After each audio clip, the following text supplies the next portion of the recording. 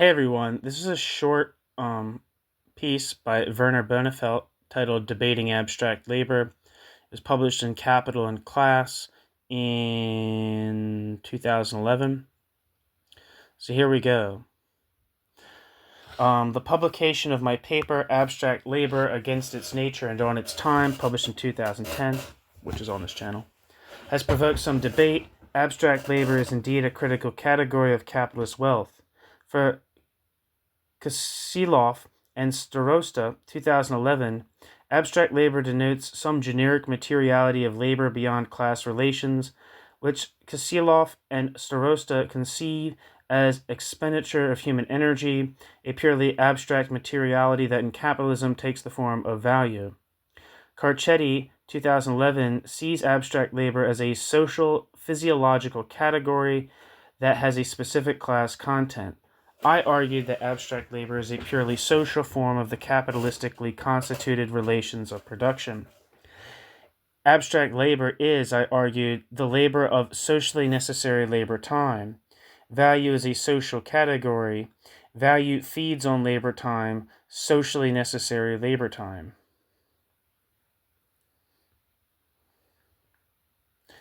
Footnote: on Marx's difficulties in articulating Wertsein, which literally means, quote, being value, or, quote, value being, see Heinrich 2009, see also Reichelt 1995 and 2005. End footnote. The social wealth of our society is not a matter of a concrete labor-producing use values, things for use to satisfy human needs and wants. It rests on something altogether different, something seemingly supersensible that does not contain an atom of use value and cannot be touched, smelled, or seen. It rests, says Marx, on abstract labor. What does it mean to labor abstractly? The idea of labor as an abstract activity belongs conventionally to theological thought.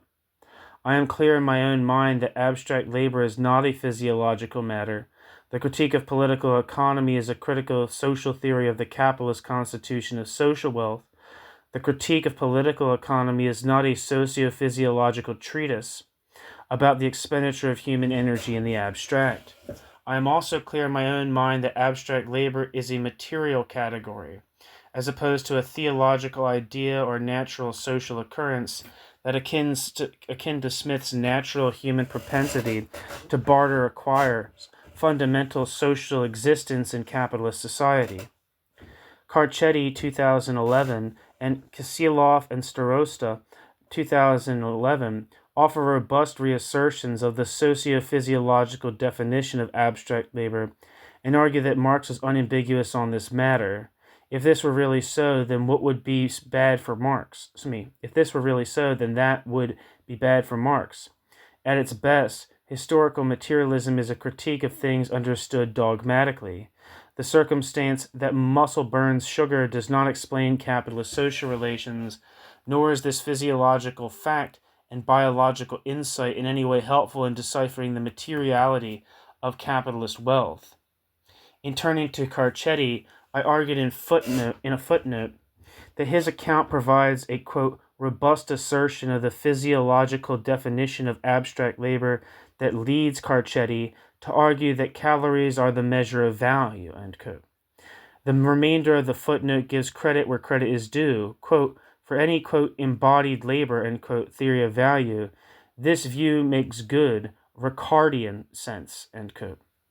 Carcetti's objection is threefold.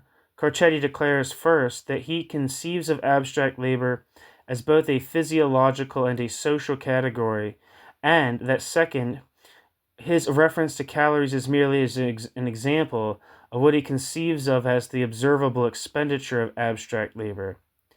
The purpose of the example is to show the materiality of abstract labor before exchange. Carcetti conceives of the materiality of abstract labor as a, quote, purely abstract activity, a purely mechanical activity pure and simple, end quote. The third objection is this. He rejects as unfounded the praise afforded to him. In his view, it is wrong to say that, quote, abstract labor and thus value is only social, end quote. posits that Marx did not break with Ricardo on this point, and therefore, quote, charges of Ricardianism will not do, end quote. I have no charge to make, Carcetti argues with revealing clarity. Like Kicillof and Starosta, Carcetti asserts the materiality of abstract labor as expenditure of corporeal human energy as the holy grail of value theory. Kicillof and Starosta seem agreed on the idea that the spheres of exchange and circulation are lacking in materiality, and that, as it were, exchange merely circulates an already existing value materiality, rendering individual concrete laborers adequate manifestations of human energy in the abstract. Kicillof and Starosta argue that abstract labor is transhistorical in abstract labor's nature and a specifically capitalist materiality. If abstract labor is understood physiologically, then of course the issue of transhistorical nature and historical specificity is easily addressed. As I argued in Bonefeld, muscles have burned sugar since time immemorial and will burn sugar in the future, communist or other. This is a biological fact. In capitalism, they argue, this fact is fundamental. Expenditure of human energy is the common feature of all different use-value producing concrete labors, and this expenditure of energy is held to be the material foundation of capitalist value. What counts is the expenditure of human energy in the abstract, not the socially necessary labor time it takes to produce a certain use value. This is the basis of their forceful rejection of the Rubin-inspired critical theory of value. Nevertheless, the robustness of their stance is a sign that, however dimly, the challenge presented by critical value theory continues to be sensed. Kicillof and Starosta say that I misunderstood, misrepresent, and gloss over their argument and confuse things. If this is really so, then the embarrassment is mine alone. Yet, thankfully, I am not charged with misquoting from their work. Kicillof and Starosta think the physiological definition is the only meaningful definition, and characterize the physiological definition as, quote, a purely material form, bearing no social or historical specificity, end quote. Nevertheless, this labor, when performed privately, acquires the purely social form of value. What is a purely material form? Does a purely material form refer to a biological constant that, when performed in capitalism, becomes the foundation of capitalist wealth? In distinction, the value theory inspired by Rubin's critique of the then prevailing orthodoxy argues that the value form abstracts, to use Kicillof and Starosta's term, this pure materiality from the concrete richness of social labor, and that it expounds this materiality as precisely the social form of labor in capitalist production. Abstract labor, I argue, therefore, is a purely social form. They think it right to stress the sugar-burning materiality of labor so as to assure the material determination of value before exchange. Carcetti includes consideration of the material determination of value magnitudes by labor times. I argue that the value form transforms the actual times of the labor process into socially necessary time. Footnote. See also Arthur, 2011, for a similar argument on which some of the above draws. End footnote. That's Chris Arthur. End footnote.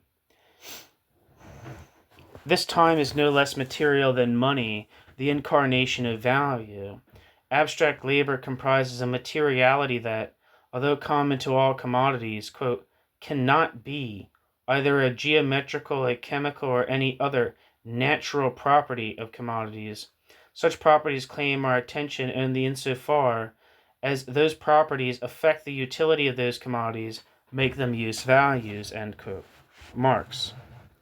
In fact, no chemist, quote, has ever discovered exchange value either in a pearl or a diamond, end quote. Indeed, if we abstract from the concrete labor that went, say, into the production of an apple, we do not find abstract labor, we find an apple, furnished by nature. Labor is not the source of all wealth. Kicillof and Starosta know this. It is not the apple that makes the materiality of abstract labor visible. It becomes visible in the form of money. Like abstract labor, value is a purely social form of wealth.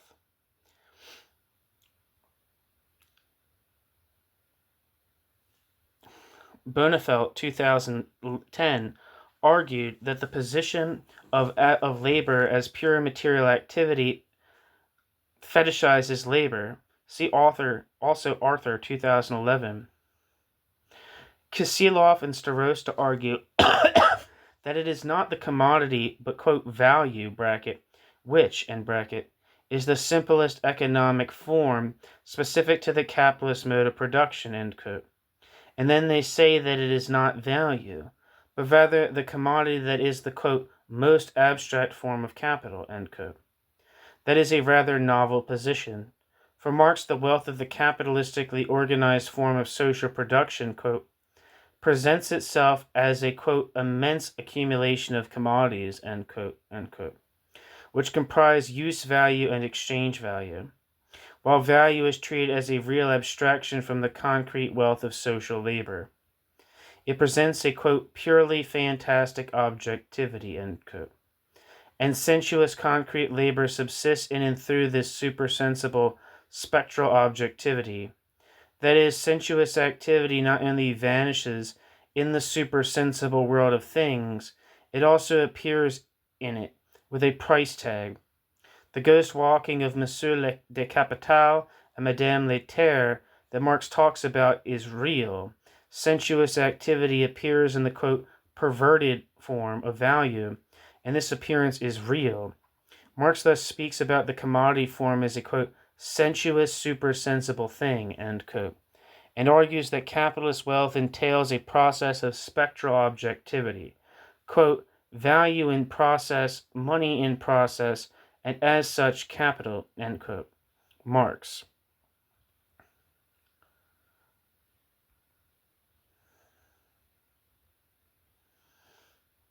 Footnote. Marx uses the formulation sinnlich über sinnlich twice in capital, and once in his contribution to a critique of political economy. The English version of capital translates it first as, quote, transcendent, and then as, quote, perceptible and imperceptible. And the English version of his critique translates it as, quote, an abstract thing.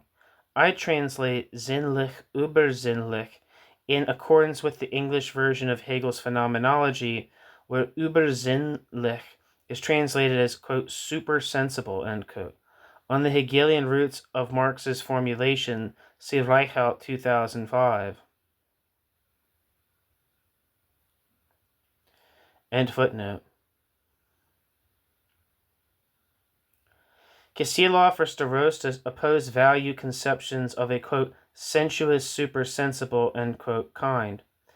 Kicillof and Starosta's writings suggest that the capitalist social relations, instead of being governed by abstractions, are in fact governed by a physiologically conceived materiality. Kicillof and Starosta thus characterize abstract labor as, quote, a productive expenditure of human corporeality in general, end quote, that, quote, objectifies in the historically specific value form, end quote. The essential contradiction that capitalist social relations present, they claim, is one, quote, between its historically specific materiality, and its social form, end quote. What does this really mean? Are we dealing with two distinct realities, one defined by historically specific expenditure of human energy, and the other by the social form that this same expenditure acquires? Which reality is the valid one? What is important, they say, is the actual historical character of value-producing labor, which for them is private in character. The sociability of private labor presupposes a materiality that is common to all different kinds of private labor. Thus they introduce the novel term, quote, privately performed, socially necessary abstract labor, end quote, to allow for the objectification of the, quote, productive expenditure of human corporeality in general, end quote, in the, quote, historically specific form of value, end quote. They thus seem to argue that abstract labor is privately performed. Each privately performed abstract labor acquires social existence in the value form, and the value form expresses the sociability of privately performed abstract labor as a, quote, socially necessary expenditure of privately performed abstract labor. Is this so? What they fetishize as, quote, socially necessary abstract labor, end quote, critical value theory posits as socially necessary labor time, a value theoretical concept that rejects the Ricardian prejudice that the material activity of private labor is inherently productive of value. Value is not embodied in parentheses privately produced commodities. Value objectivity has a purely social validity. Expenditure of socially necessary labor time acquires value validity in the form of money. Time is money, and money is value in process, and as such, capital. In sum, Kicillof and Starosta argue that capitalist social forms have a physiological basis. Human corporeality, they say, quote, constitutes the specifically human form of the life process, i.e. the human species being, end quote. What does this mean? Can man be without bodily functions? And what does it mean to reduce man to bodily functions? Their conception of capitalist social categories as socio-physiological categories enters dangerous terrain. It posits the capitalist prejudice of living labor as an energetic economic resource, as an expression of human species being, in recognition of what an abstract materiality of labor can do. Once its blinded men have been set loose as mere agents of human energy, they demand the transformation of capitalist, quote, private labor into communist social labor. Still, communism, as Kicillof and Starosta, will not overcome abstract labor as a physiological fact, nor will it overcome, I hasten to add, what they perceive as human species being, founded on human corporeality. Parenthesis, on this, critically, see Marx 1973, end parenthesis. I've not come across an argument to the effect that communism will transform physiological matter or biological function. I am therefore surprised by the implied suggestion that such a point had been made. Their identification of human corporeality with human species being belongs to a worldview that reduces living labor to an economic resource, human productive energy. There is no doubt, of course, that this conception fits marvelously well with the capitalist affirmation of living labor as an embodiment of corporeal power, or simply economic material. Their conception of abstract labor does not decipher the critical reality of capitalist social relations. It expresses the capitalist idea of labor, and as such it manifests the, quote, theology of value. That's the end of the piece. Acknowledgements. I'm grateful to Chris Arthur for his helpful comments. The usual disclaimers apply. The references say Chris Arthur, 2011, The Practical Truth of Abstract Labor, which is published in Marx's Laboratory, Critical Interpretations of the Grundrisse. Bonefeld, 2009, Naturalization versus Critique of Economic Categories, published in Critique. Werner Bonefeld, 2010, Abstract Labor, Against Its Nature and On Its Time, published in Capital and Class, 2010. I can't remember his first name. It says G. Carcetti, but is it Guglielmo? I can't remember how to say it. G. Carcetti, 2011, A Comment on Bonefeld's Abstract Labor, Against Its Nature and On Its Time. Michael Heinrich, Reconstruction or Deconstruction, in Bellafiore's and Riccardo Bellafiore's and is it Roberto Finesci? I can't remember, or Riccardo Finesci, I'm not sure. Rereading Marx, New Perspectives after the critical edition.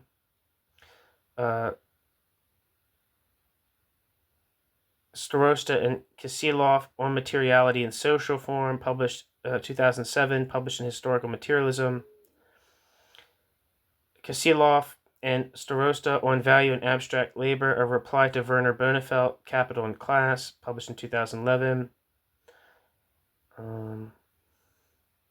Marx Critique of the Gotha Program, a contribution to the critique of political economy, Das Kapital, Volume 1, zur Kritik der politischen Ökonomie, Kapital, Ergänzungen und Veränderungen zum ersten Band des Kapitals, published in Mega 2, Volume 6.